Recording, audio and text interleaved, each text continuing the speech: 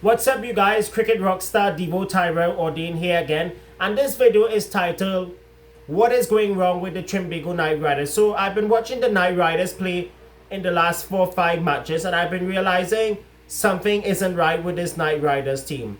One, from not winning the toss at the start of the game, to their openers struggling to score runs post the Trinidad leg, to losing wickets regularly at regular intervals. Then when they come out to bowl, they're struggling to even take early wickets.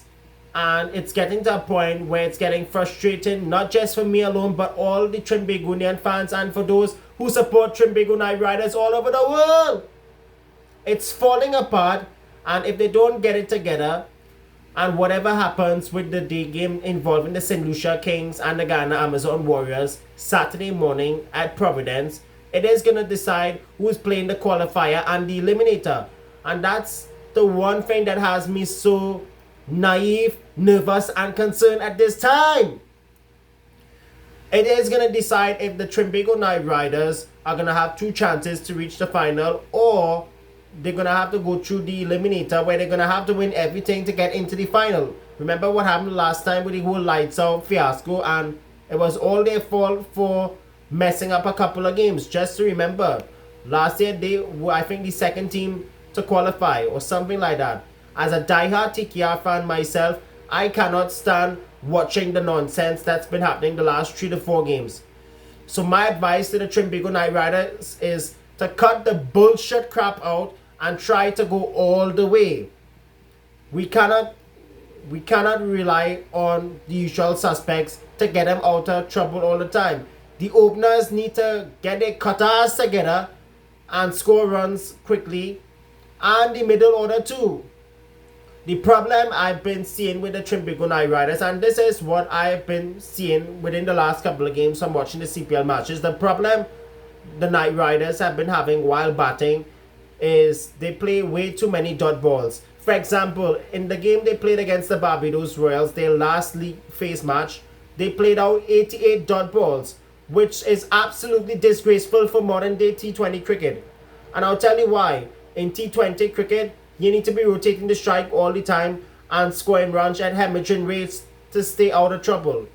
In the early days of T20, 120, 130, 140 and 150 was safe totals. Not anymore, because nowadays in T20, as I mentioned in a couple of videos earlier on, scores such as 170, 180 and 190, which was in 2010 standard safe scores in T20, that's no longer there. Scores of 200 and 250 are more safe. Even look, for example, today when England played South Africa, or Friday it was, they scored 304 runs, 300 for the first time for a full member test playing nation ever since the back end of the Trinidad leg of the CPL. And this is coming back to CPL itself. Some of the Trinbago Knight Riders key players have been losing their purple patch, or what I mean by that is their decent run of form that they have been having since the start of the competition. For example, Colin Monroe and Alex Hales, who have been opening in all of 10 Knight Riders league phase matches in the CPL. Monroe in the last 4 games has had scores of 17, Duck 17 and 4. And that's a major concern I have with him right there. And he's one of Knight Riders' greatest overseas players. Look at Alex Hales, for example. The last few matches the former England opener has played, he has made scores as 7, 9, 7 and 15, and that's a big problem. Excuse me.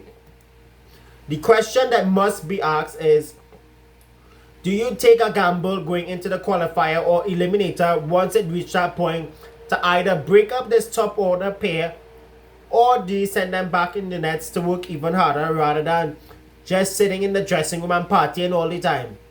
My other concern is the middle order minus Captain Nicholas Puran and former skipper Kyron Pollard. My problem is Kisikati. He has been out of sorts with the bat for most of the summer, and this goes all the way back to June in the test series involving West Indies and Australia, in which we all know the men in maroon was swept 3-0. And not just that alone, it goes all the way to the home white ball series against Pakistan in August in Florida and Trinidad. Now in the CPL in the middle of August, the same month into September, he has been out of sorts. Look at his scores throughout the CPL. 16 not out, 35, 9, 60, 1, duck, 29, and 8. Furthermore, I also want to add that his strike rate isn't all that good for modern day T20 at all, especially for franchise cricket to say the least.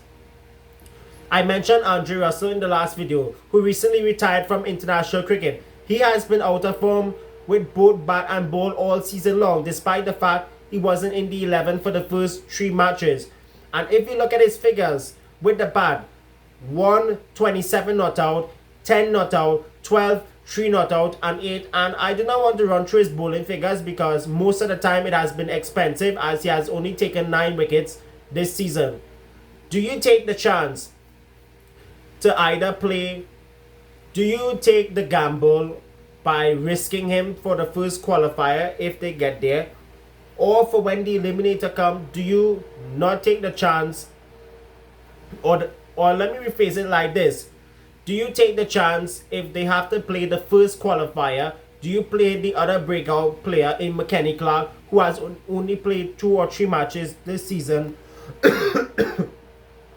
Or do you go for an experienced campaigner like an Ali Khan, who has only surprisingly played 2 games this season? And the reason for that is this new rule in which one breakout player must be in the 11, and it is tough for him to get into the lineup.